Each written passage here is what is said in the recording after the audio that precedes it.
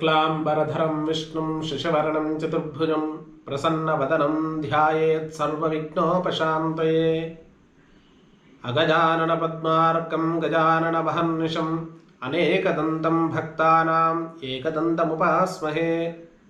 वागीशाध्यास्वमनसः सर्वार्थानामुपक्रमे यं नत्वा कृतकृत्यास्यं तं नमामि गजाननम्।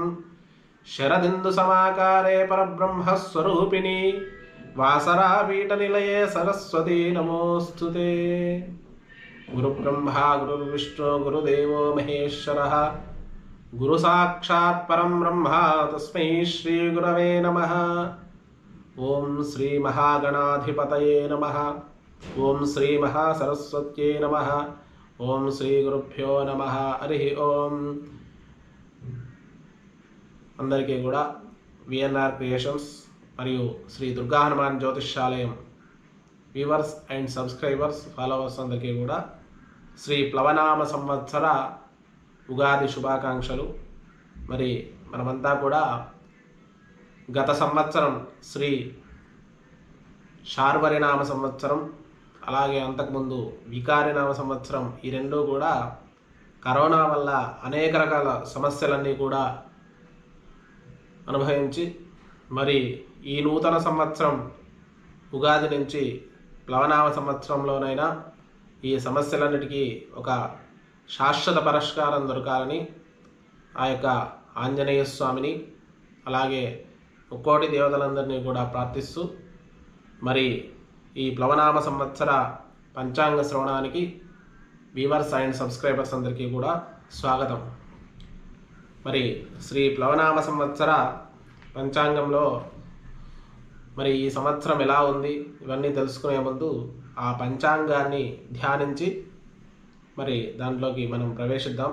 శ్రీకళ్యాణ గుణావహం రిపువహం దుస్వప్న దోషావహం గంగాస్నాన విశేష పుణ్యఫలదం గోదాన తుల్యన్నునాం ఆయుర్వృద్ధిదముత్తరం శుభకరం సంతాన సంపత్ప్రదం నానాకర్మ సుసాధనం సముచితం పంచాంగమాకర్ణికం. మరి పంచాంగం అంటే తిథిర్వారంచ నక్షత్రం యోగ కరణమేవచ. తిథి వార నక్షత్ర యోగ కరణాలన్నింటినీ కలిపితే పంచాంగం అంటారు. వీటన్నిటితో పాటు మరి ద్వాదశ రాశులు అలాగే సప్తగ్రహాల నవగ్రహాల సంచారం ఇదంతా కూడా ఈ జ్యోతిష్యంలో మనకు ఒకటి అల్లుకొని ఉంటాయి. మరి ముఖ్యంగా పంచాంగం అనేది ఇక్కడ మనం ముందుగా చెప్పుకున్న శ్లోకంలో శ్రీకళ్యాణ గుణావహం రిపువహం దుస్వప్న దోషావహం.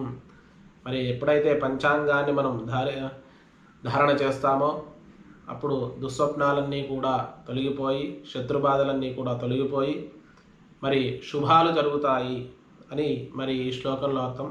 గంగా స్నానాన్ని ఆచరించినట్లయితే ఎటువంటి ఫలితం వస్తుందో, గోదానం చేస్తే ఎటువంటి ఫలితం వస్తుందో అలాంటి ఉత్తమమైన ఫలితం ఈ యొక్క పంచాంగ శ్రవణం వల్ల కలుగుతుంది. అలాగే ఆయుర్వృద్ధి, ధనము, యశస్సు ఇవన్నీ కూడా పంచాంగం వల్ల కలుగుతాయి, పంచాంగం వినడం వల్ల కలుగుతాయి అని మరి ఈ శ్లోకం యొక్క అర్థం. అలాగే మరి సనాతన భారతదేశంలో ఎన్నో వేల సంవత్సరాల క్రితమే ఖగోళ శాస్త్రాన్ని అధ్యయనం చేసి వాటి ఆధారంగా దేశకాల మానాలను విభజించి మరి కాలాన్ని విభజించి ఆ కాలం వల్ల మానసికంగా శారీరకంగా ఎటువంటి మార్పులు సంభవిస్తాయో అవన్నీ తెలిపేదే పంచాంగం. ఈరోజు ఇది జరిగిపోతుంది, రేపు ఇది జరిగిపోతుంది అనడానికి పంచాంగం అవసరం లేదు. ఇలా జరిగే అవకాశం ఉంది కాబట్టి దాన్ని మార్చుకోవడానికి మనం చేసే ప్రయత్నమే పంచాంగం. కాబట్టి అందరూ కూడా నేను చెప్పే దాంట్లో దోషం ఉండొచ్చు కానీ శాస్త్రంలో ఎటువంటి దోషం ఉండదు. మీరందరూ కూడా శాస్త్రాన్ని నమ్ముకోండి, వ్యక్తులను వ్యవస్థలను కాదు. కాబట్టి పంచాంగం కానీ జ్యోతిష్యం కానీ నమ్మే వాళ్ళందరూ కూడా చెప్పే వాళ్ళలో దోషం ఉండొచ్చు కానీ శాస్త్రంలో ఎటువంటి దోషం ఉండదు. కాబట్టి దయచేసి అందరూ కూడా పంచాంగాన్ని సనాతన భారత జాతి అందించిన గణిత శాస్త్రం అది మనకు, దాన్ని గౌరవించండి, దాన్ని వీలైతే మీరందరూ కూడా అధ్యయనం చేయండి. సో ఈరోజు మనం ప్లవనామ సంవత్సరంలో మరి గతాబ్ద ఈ సంవత్సరంలో కలియుగం నుంచి 5122 సంవత్సరాలు కలియుగం ప్రారంభమైనట్టుగా ఇందులో చూపిస్తుంది మనకు. అలాగే మరి ఈ యొక్క పూర్ణశకం 2021-22. మరి ఈ ఉగాది అంటే యుగ ఆది, యుగము యొక్క ప్రారంభమే ఉగాది. మరి యుగం అంటే మనకు తెలిసి ద్వాపర, కృతత్రేత, ద్వాపర, కలియుగాలు మాత్రమే తెలుసు. కానీ పంచాంగం అలా కాదు. ప్రతి 5 సంవత్సరాలకు ఒక మహాయుగం ఉంటుంది. ఆ 5 సంవత్సరాలు 12 పర్యాయాలు పూర్తయితే ఒక యుగం అవుతుంది. మరి 60 సంవత్సరాలకు ఒక యుగము. ఇది పంచాంగ సిద్ధాంతం ప్రకారం. అలాగే యుగ ఆది, ఒక సంవత్సరాన్ని ప్రారంభించడమే ఉగాది. ఇది తెలుగు ప్రాంతాల్లో, అలాగే తమిళనాడులో, అలాగే ఉత్తరాదిలో, వీటన్నిటిలో కూడా మనకు విశేషంగా ఒక్కొక్క చోట ఒక్కొక్క రకంగా ఉంది. ముందుగా మన తెలంగాణలో ఉగాది, అలాగే కేరళలో ఓనము, మరి సూర్య సిద్ధాంత ప్రకారం తమిళనాడులో చేస్తారు, బారహస్వత్యమానం ప్రకారం మరి నార్త్ ఇండియాలో చేస్తారు. కాబట్టి మరి ఈ ఉగాదిని ఎక్కడ ఎవరు ఎలా జరుపుకున్నా గ్రహాలు వాటి గమన ఆధారంగా సంవత్సరాదిని నిర్ణయించడం జరుగుతుంది. సో గ్రహాల ఆధారంగానే మన కాలాన్ని నిర్ణయించుకోవడం జరుగుతుంది. సూర్యోదయాన్ని లెక్క పెట్టడమే పంచాంగం, సూర్యాస్తమయాన్ని లెక్క పెట్టడమే పంచాంగం. సో మనము మరి పంచాంగం యొక్క విశేషమైన ఫలితాలు కూడా ఉంటాయి. అది వ్యక్తిగతంగా కాదు, వ్యవస్థపరంగా కూడా చాలా విశేషమైన ఫలితాలు ఉంటాయి. ముఖ్యంగా భారతదేశమే కాదు, ప్రపంచమంతా కూడా ఇప్పుడు అనేక రకాల సమస్యలతోటి, కష్టాలతోటి ఇప్పుడు ఎదుర్కొంటుంది. ఆర్థిక, సామాజిక, ఆరోగ్య, శారీరక, ఇవన్నీ కూడా సమస్యలే. మరి వీటన్నిటిని మనం తొలగించుకోవాలి అంటే మరి భగవంతుడి అనుగ్రహము, అలాగే దీనికి మార్గాలు అన్వేషణ చేయాలి. శాస్త్రీయ మార్గాలు అన్వేషణ సైంటిస్టులు చేస్తున్నారు, డాక్టర్లు చేస్తున్నారు. సనాతనమైన ధర్మం చెప్పినటువంటి అన్వేషణ భక్తులు, అలాగే సాధువులు, సన్యాసులు, హిందూ ధర్మాన్ని ఆశ్రయించిన వాళ్ళంతా కూడా చేయాలి. సో ఇప్పుడు చూద్దాం. మనము ఈ సంవత్సరం ముఖ్యంగా ప్లవనామ సంవత్సరంలో ఎప్పుడైనా పంచాంగ శ్రవణం చేసే ముందు నవనాయక నిర్ణయం అని జరుగుతుంది. ఈ నవనాయకులు ఎవరు అంటే ఈ దేశకాల మానాల్ని, అలాగే ఈ యొక్క భారతదేశం యొక్క భౌగోళిక స్థితిని ఆధారంగా చాంద్రమానపరంగా నిర్ణయించిన చంద్రుడి సంచారం ఆధారంగా ఈ నవనాయకులు ఉగాది నుంచి నిర్ణయించబడతాయి. మరి ఈ సంవత్సరం ముఖ్యంగా నవనాయకుల్లో మొట్టమొదటిగా చూసేది రాజు. మరి రాజు అంటే రాజ్యాన్ని ఏలేవాడు రాజు. ఈ రాజ్యమంతా ఆ రాజు యొక్క పరిధిలో ఉంటుంది. కాబట్టి మరి రాజు మంచివాడైతేనే సమాజం అంతా కూడా బాగుంటుంది. ముఖ్యంగా ఈ సంవత్సరం ప్లవనామ సంవత్సరం. చలితాం సంకాశై పయోదై రావృతన్నభ దివ్యంతి సతతం భూప ప్లావాప్తి ప్లవగా జనాః. ప్లవనామ సంవత్సరమునందు మేఘములచే వర్షములు కురియును, రాజులు సంతోషింపదగదురు, జనులు కూడా సుఖముగా నందురు. సో మనం ఇప్పుడు ఇది శాస్త్రోక్తమైన శ్లోకము. ప్లవనామ సంవత్సరంలో ఈ సంవత్సర నామ ఫలితం మాత్రం విశేషంగా అందరూ బాగుంటారు, రాజులు సుఖంగా ఉంటారు.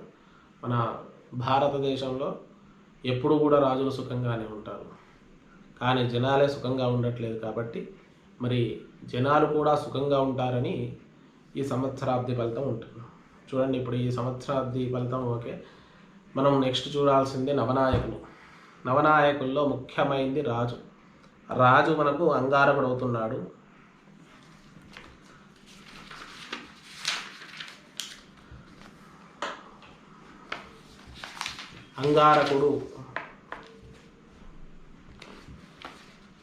అంగారకుడు అంటే మనకు నవగ్రహాలలో 3వ వాడైనటువంటి కుజుడు. కుజుడు మేషవృశ్చికాధిపతి అయి ఉన్నాడు. మేషవృశ్చికాధిపతి అంటే మేషవృశ్చికంలో అధిపతి. ఇతడు అగ్నితత్వ గ్రహం. సో ఇప్పుడు మనకు చూసుకుంటే ఈ నవనాయకుల్లో అంగారకుడి యొక్క ఫలితం ఏంటి అంటే సైన్యముతో అనేక రకాల పనులు జరుగుతాయి. చాలా చోట్ల సైన్యం ఆధీనంలోకి జనాలు వస్తారు. అంటే అల్లకల్లోలమైన వ్యవస్థ ఏర్పడి కొంత గొడవలు జరిగి సైన్యాన్ని దించవలసిన పరిస్థితి భారతదేశంలో అక్కడక్కడ సంభవించే అవకాశం ఉంది. రెండవది ఏంటి అంటే అగ్ని భయం అనేది, చోర భయం అనేది ఎక్కువగా ఉంటుంది. చోర భయం అంటే దొంగతనాలు, ఇవి కూడా ఎక్కువగా జరిగే అవకాశం ఉంది. అగ్ని ప్రమాదాలు కూడా జరిగే అవకాశం ఉంది. చిన్న చిన్న యుద్ధాలు కూడా జరిగే అవకాశం ఉంటుంది. ఎందుకంటే సైన్యాధిపతి రాజు అయితే ఎలా ఉంటుందో అంగారకుడు రాజు అయితే ఇప్పుడు అలా ఉంటుంది. మరి అలాగే అంగారకుడి యొక్క తత్వం ఏంటి అంటే మేషాధిపతి వృశ్చికాధిపతి కాబట్టి ఆ కుండలి ప్రకారం ప్రథమ అష్టమాధిపతి. అంటే రోగపీడ అనేది కూడా కొద్దిగా ఈ సంవత్సరం కూడా ఉండే అవకాశం ఉంటుంది. అందరూ కూడా ఆరోగ్య విషయమై జాగ్రత్తగా ఉండవలెను. ఇది అంగారకుడి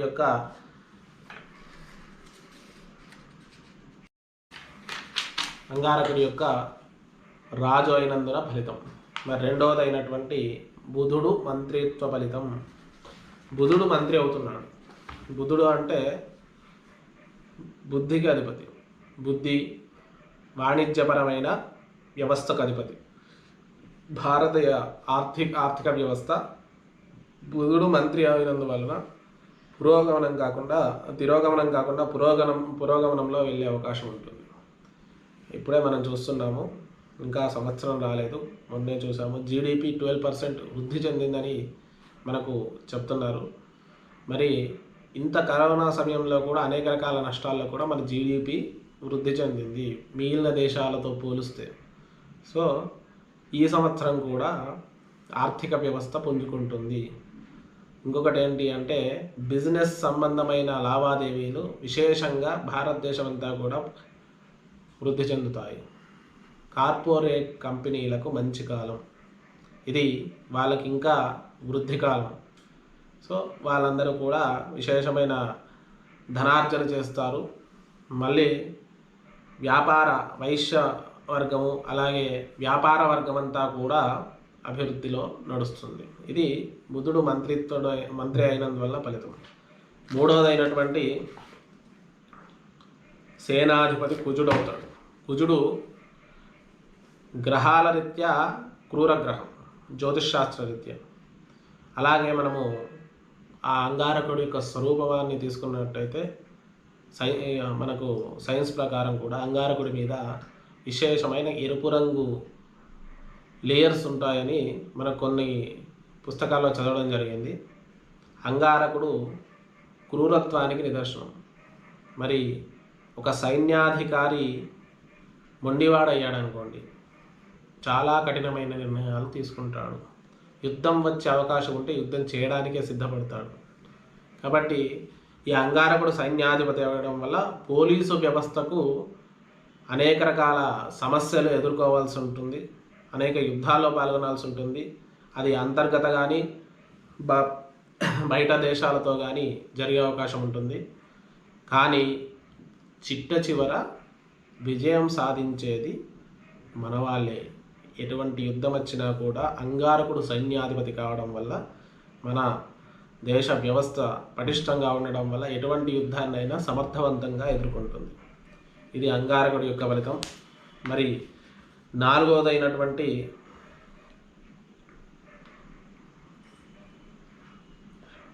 సస్యాధిపతి శని. సస్యం అంటే పంటలు. మరి మన భారతదేశానికి వెన్నెముక వ్యవసాయం. మరి వ్యవసాయ రంగం అంతా కూడా ఎవరి మీద ఆధారపడి ఉంది? రైతుల మీద ఆధారపడి ఉంది.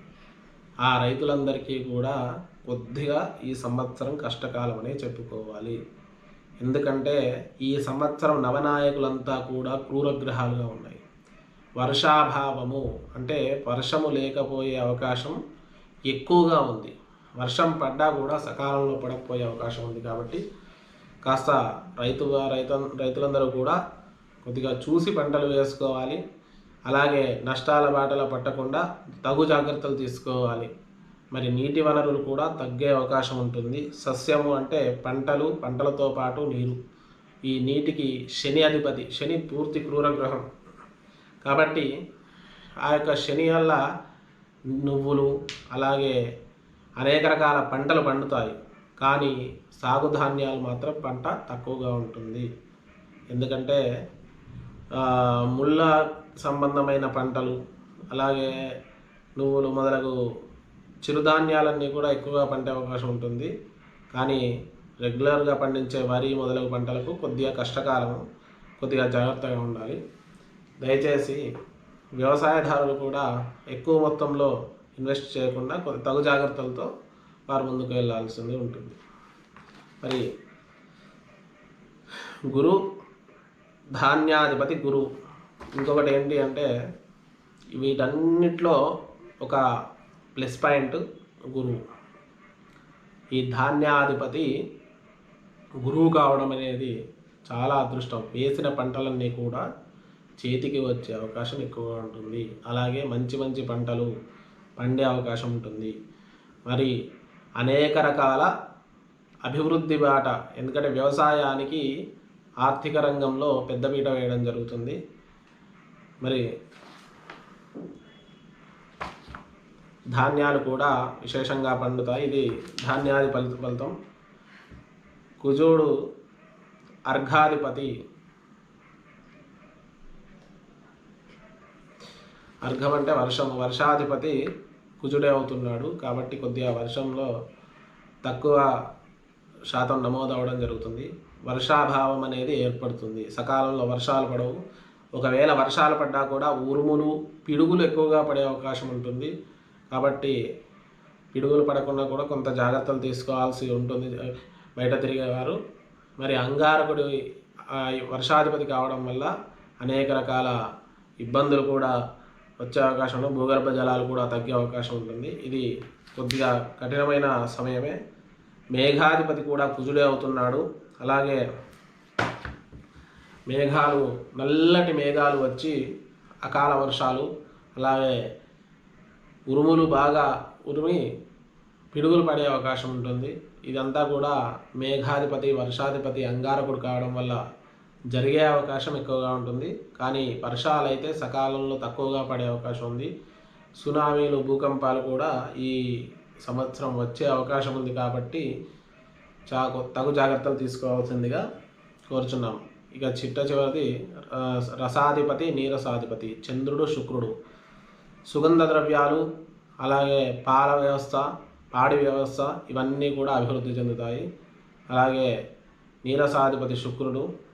మరి సుగంధ ద్రవ్యాలు వీటికి కొంత నష్టాలు వాటిల్లే అవకాశం ఉంది. పెట్రోలు ధరలు కొద్దిగా కాదు విపరీతంగానే పెరిగే అవకాశం ఉంటుంది. ఈ విషయాన్ని అందరూ కూడా జాగ్రత్త గమనించు. రాజాది నవనాయకుల గురించి తెలుసుకున్నాము. రాజాది నవనాయకులు అయ్యాక ఈ సంవత్సరం మనకు గ్రహణాలేవి కూడా దక్షిణ భారతదేశంలో తెలుగు ప్రాంతాల్లో కనిపించవు. కాబట్టి పాటించినా కూడా తాత్కాలికంగా పాటించి వాటి గురించి ఎక్కువగా మనకు ఇంపార్టెన్స్ చూపించాల్సిన అవసరం లేదు. ఎందుకంటే గ్రహణాలన్నీ కూడా మన వరకు దక్షిణ భారతదేశంలో కనిపించవు. అలాగే మౌఢ్యమి కూడా మనకు ఈ సంవత్సరం ప్రారంభంలోనే మౌఢ్యం ఉంది.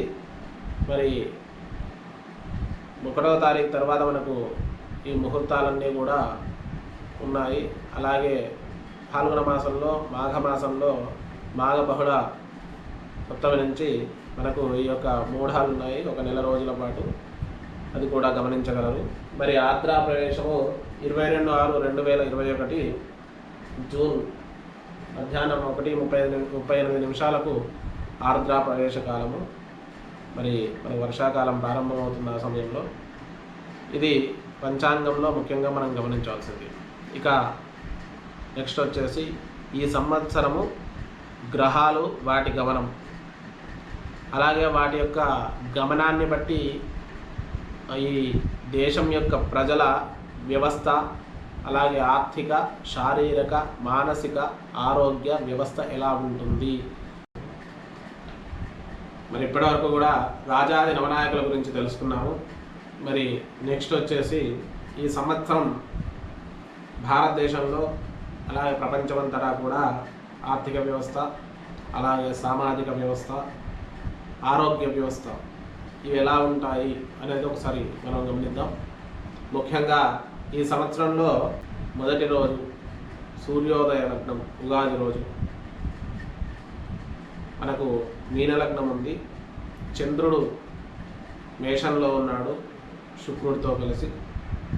ద్వితీయంలో రాహు, అలాగే వృషభంలో రాహు, మిథునంలో అంగారకుడు, వృశ్చికంలో కేతువు, మకరంలో శని, అలాగే కుంభంలో గురువు, మీనంలో రవి బుధులు ఉన్నారు. ముఖ్యంగా ఈ సంవత్సరం మనం గమనించాల్సింది సంవత్సర ప్రారంభమే ఖండిత అపసవ్య కాల సర్పదోషం ఈ యొక్క సంవత్సర ప్రారంభంలో ఉంది. ఖండిత ఒక అంగారకుడు మాత్రం ఈ యొక్క గ్రహాల నుంచి బయటకు వచ్చి, రాహుకేతువుల నుంచి బయటకు వచ్చి ఉన్నాడు. మిగిలిన గ్రహాలన్నీ కూడా మనం అన్నీ కూడా ఒకవైపే ఉన్నాయి. దీనివల్ల ఏర్పడేది ఖండిత అపసవ్య కాల సర్పదోషం. ఇది కాలసర్పదోషం వల్ల అనేక రకాల ఇబ్బందులు మనం గమనిస్తున్నాము. మరి ఇంతకుముందు పూర్వకాలంలో వీటి యొక్క ప్రస్తావన చాలా తక్కువగా ఉండేది. ఒక 40-50 సంవత్సరాల నుంచి ఈ యొక్క కాలసర్పదోషాలు అనేటివి విశేషంగా ప్రాశస్త్యం పొందాయి. కానీ ఈ రాహుకేతువులు అనేటివి మనకు ఛాయాగ్రహాలు. వీటి యొక్క శక్తి ప్రత్యక్షంగా ఉండదు. వాటి శక్తి ఏ స్థానంలో ఉంటే ఆ స్థానాన్ని బట్టి పరోక్షంగా ఉంటుంది. ఎప్పుడైతే ఈ గ్రహాలన్నీ ఒకవైపు వస్తాయో ఈ రాహుకేతువుల వల్ల వాటి యొక్క మిగిలిన గ్రహాల యొక్క ఆ శక్తి క్షీణత జరుగుతుంది. దానివల్ల ఏ గ్రహం యొక్క స్థానాధిపత్యము, ఆ స్థాన ఫలము కూడా సకాలంలో మనకు పొందలేకుండా వాటి వల్ల ఇబ్బందులు కలుగుతాయి.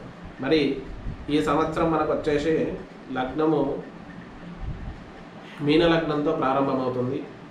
మరి తృతీయంలో రాహువు, నవమంలో కేతువు, చతుర్థంలో అంగారకుడు, అలాగే ద్వితీయంలో చంద్రశుక్రుడు, రవి బుధులు లగ్నంలో, ద్వాదశంలో గురువు, అలాగే ఏకాదశంలో శని.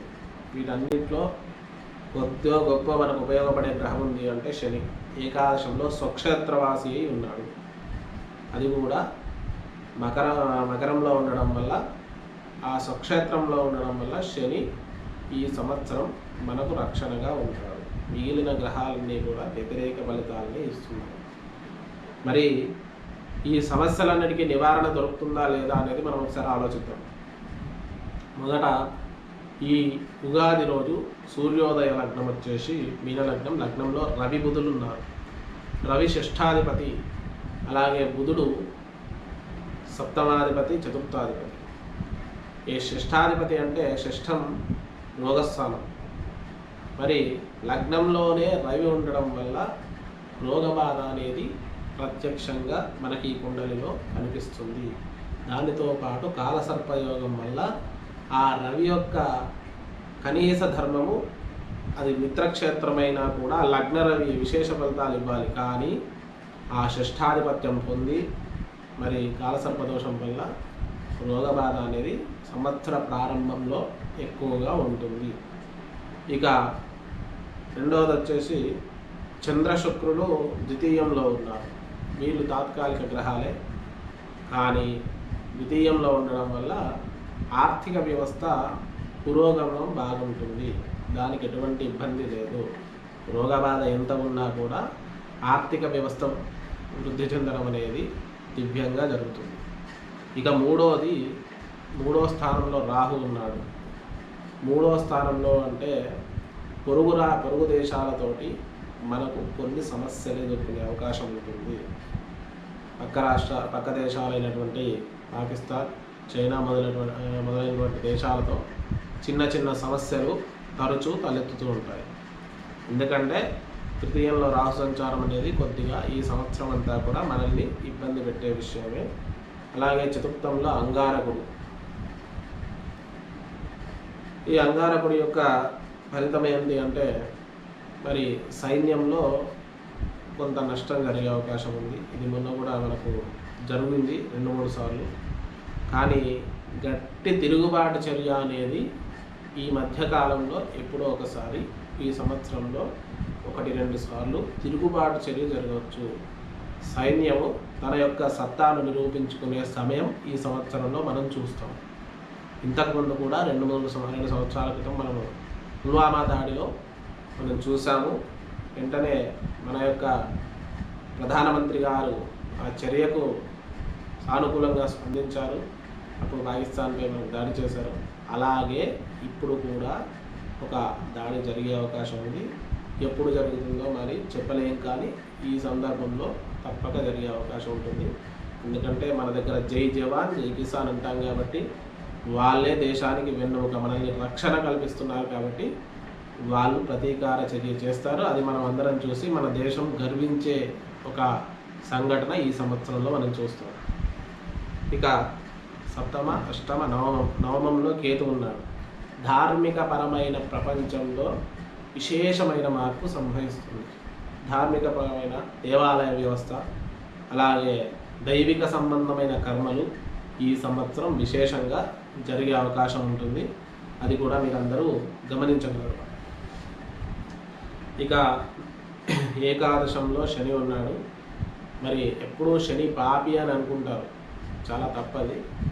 కారకో భావనాశాయ, ఎవరైతే కారకుడు ఆ భావంలో ఉంటే ఆ భావాన్ని ఇబ్బంది పెడతాడు. కానీ స్వక్షేత్రంలో ఉన్న శని ఇక్కడ మనకు లాభాధిపతి, విశేషమైన లాభాధిపతి స్వక్షేత్రంలో ఉంటే ఆర్థిక వ్యవస్థ చాలా అద్భుతమైన ఉన్నతమైన స్థితికి వెళ్ళే ఈ సందర్భం ఈ సంవత్సరంన్నర పాటు మనకు ఆర్థిక వ్యవస్థ మీద విశేషమైన రూపం కనిపిస్తుంది. మనకు తప్పక ఆర్థిక వ్యవస్థ పురోగమనం ఈ సంవత్సరం మనకు కనిపిస్తుంది. ఇక ద్వాదశంలో గురువు, ఇదొక ప్రమాదకరమైన మన దేశపు భవిష్యత్తుకు కొంత ఆటంకం కలిగించే విషయం. ఏంటంటే బృహస్పతి విద్యా వ్యవస్థ మీద విపరీతమైన ఒత్తిడి పడి విద్యా వ్యవస్థ కొంత క్షీణించే అవకాశం ఉంది. విద్యార్థుల విద్యా జీవితం కొంతవరకు నష్టపోయే అవకాశం ఉంది. కానీ ఎప్పుడైతే ఇప్పుడు గురువు కుంభంలోంచి మళ్ళీ మకరంలోకి వస్తాడో మళ్ళీ విద్యా వ్యవస్థ సద్దుమణిగి మళ్ళీ ఎక్కడిదక్కడ ఈ సంవత్సరాంతంలో మళ్ళీ స్థిరపడి విద్యలో అభివృద్ధి సాధిస్తారు. కానీ కొంతవరకు విద్యార్థులు తమ యొక్క మేధాశక్తిని కోల్పోయే అవకాశం ఉంది. అందరూ కూడా విద్యార్థులంతా కూడా నిర్లక్ష్య ధోరణిని వదిలి విద్య వైపు శ్రద్ధ చూపించాల్సింది. చూపించకపోతే ఇది మీ యొక్క భవిష్యత్తు మీద విపరీతమైన ఒత్తిడి అలాగే ప్రభావం చూపించే అవకాశం ఉంది. కాబట్టి ఇది చాలా జాగ్రత్తగా మీరు గమనించాలి. ఇక ఇవన్నీ మనం చూసాము. ఈ సంవత్సరం ఈ విధంగా మనకు నవగ్రహాల యొక్క స్థితిగతులు, నవనాయకుల స్థితిగతులను బట్టి ఒక కంక్లూజన్లో మనం మాట్లాడుకుందాం.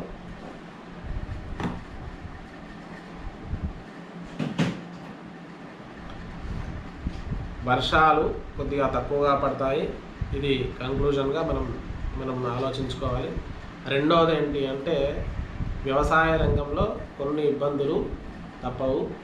పాడి పరిశ్రమ మాత్రం విశేషంగా అభివృద్ధి చెందుతుంది. అలాగే రాజకీయ నాయకులకు మంచి కాలము, వారి యొక్క అభివృద్ధి అద్భుతంగా ఉంటుంది. కానీ ప్రజలకు మాత్రం కొంత కష్టకాలమే. ఇది మనమందరము గమనించుకోవాలి. ఇక అనేక రకాల అభివృద్ధి పనులు కూడా జరుగుతాయి. కానీ వ్యవసాయ రంగం కొంత క్షీణిస్తుంది. మళ్ళీ పురోగమించే అవకాశం ఈ సంవత్సరాంతంలో కలుగుతుంది. కాబట్టి అది వచ్చే సంవత్సరానికి మళ్ళీ వ్యవసాయము అలాగే వర్షాలు కూడా పురోగమనం దిక్కుగా నడుస్తాయి. మరి ఈ సంవత్సరం అంతా కూడా ఈ విధంగా ఉంది కాబట్టి నాయకులు కానీ అలాగే విశేషమైన అభివృద్ధి కోరుకున్నవారు, ధార్మిక చింతన గలవారు లోక కళ్యాణార్థం ఈ సంవత్సరం యజ్ఞయాగాది క్రతువులు నిర్వహించాల్సిన సమయం ఇది. ఎందుకంటే అనేక రకాల ఈతి బాధలు అంటే ఈ వర్షాభావము, రెండవది ఏంటంటే ఈ వ్యాధుల యొక్క అవస్థ వల్ల జనాలంతా కూడా సతమతమవుతున్నారు. కాబట్టి ధనం ఉన్నవాళ్ళు లేని వాళ్ళని ఏం చేయలేరు, వాళ్ళు ప్రయత్నం మాత్రమే చేస్తారు. కానీ మీ దగ్గర అవకాశం ఉంది, మీరు లోక కళ్యాణార్థం ఆ ధనాన్ని వినియోగించండి. లోకం బాగుంటేనే మీరు బాగుంటారు, మేము బాగుంటాము, ఈ సమాజం బాగుంటుంది. యజ్ఞయాగాది క్రతువులు చేయండి, అలాగే అరణ్యాలను పెంచండి, కొంత నదులను పునరుద్ధరించే ప్రయత్నం చేయండి. ఇదంతా కూడా మా కోరిక, సమాజం యొక్క హితువు. నదులు ఎప్పుడైతే అంతరిస్తాయో సమాజం అప్పుడు నశించిపోతుంది. నదులను కూడా పునరుద్ధరించుకొని నీటి వనరులను కాపాడుకోవాల్సింది. వీటన్నిటికీ మనం సంపాదించుకోవడం, మన కుటుంబము ఉద్ధరించుకోవడం అవసరమే. కానీ ధనార్జన ఎక్కువగా చేసిన వాళ్ళు ఆ ధనాన్ని కొంత లోక కళ్యాణార్థం కూడా వినియోగించాల్సిన సమయం ఇది. ఎందుకంటే అనేక మంది పురోగమనం కాకుండా తిరోగమనం వైపు నడుస్తున్నారు. ఆ లేనివాడు పూర్తిగా క్షీణిస్తున్నాడు. లోకమంతా కూడా కష్టాల్లో ఉన్నట్టే ఉంది. కాబట్టి ఇదంతా సమతుల్యం కావాలి అంటే ఆ ఈశ్వరానుగ్రహం కావాలి. కాబట్టి మన ప్రయత్నంగా మనం ఏదైనా కార్యక్రమాలు నిర్వహించాలి. మరి అలాగే అందరూ కూడా సనాతన ధర్మం చెప్పినటువంటి ఈశ్వరారాధన, విష్ణు ఆరాధన, అలాగే హనుమదారాధన, శ్రీరామ సేవ ఇవన్నీ కూడా చేసుకున్నట్టయితే జ్యోతిష్యంలో ఉన్నటువంటి దుష్ప్రభావాల నుంచి మనం బయటపడతాము. ఎక్కడైతే సమస్య ఉందో అక్కడే పరిష్కారం ఉంటుంది. జ్యోతిష్యం అనేది ఒక నిర్ణయం కాదు, ఇది ఒక మార్గం మాత్రమే. ఇలా జరిగే అవకాశం ఉంది కాబట్టి మనం మార్చుకోవడానికి జ్యోతిష్యంలో అనేక రకాల మార్గాలను అన్వేషించి సనాతన ధర్మంలో అనేక రకాల ఉపాసనలు, అనేక రకాల పూజలు, అనేక రకాల పారాయణాలు, అనేక రకాల అనుష్ఠానాలు చెప్పారు. వాటన్నిటిని ఏంటి అంటే ప్రకృతి సమతుల్యాన్ని కాపాడుతూ మనల్ని మనం ఉద్ధరించుకోవడానికే అవి. కానీ ఇదే జీవితం ఇలాగే జరిగిపోతుంది అనడానికి జ్యోతిష్యం అవసరం లేదు. మీరందరూ కూడా ఇది గమనించి ఆ యొక్క నా ఉపాసనా దైవమైన హనుమంతుని అనుగ్రహాన్ని మీరందరూ కూడా పొందాలని నేను కోరుకుంటూ, ఇది ఈ సంవత్సర ఫలితము. మరి ద్వాదశ రాశుల వారిది ఏ రాశి వారికి ఆ రాశి యొక్క ఫలితం అనేది మీకు చెప్పడం జరుగుతుంది. ఈ వీడియోను చూడండి. అలాగే మీ రాశి యొక్క ఫలితాలు మీరు తెలుసుకోవడానికి మేము పెట్టేటువంటి 12 రాశుల ఫలితాలన్నీ కూడా మీరు చూడగలరు. శ్రీరస్తు, శుభమస్తు, కళ్యాణమస్తు. స్వస్తి ప్రజాభ్యా పరిపాలయంతాం న్యాయేన మార్గేణ మహిం మహేష. గోబ్రాహ్మణేభ్యః శుభమస్తు నిత్యం. లోకా సమస్తా సుఖినో భవంతు. కాలే వర్షీతు పర్జన్య పృథివీ శస్యశాలిని. ఈశోయం క్షోభరహితో బ్రాహ్మణాः సంతు నిర్భయా. అపుత్రా పుత్రిణः సంతు పుత్రిణः సంతు పౌత్రిణः. అధనాः సధనాः సంతు జీవంతు శరదాం శతం.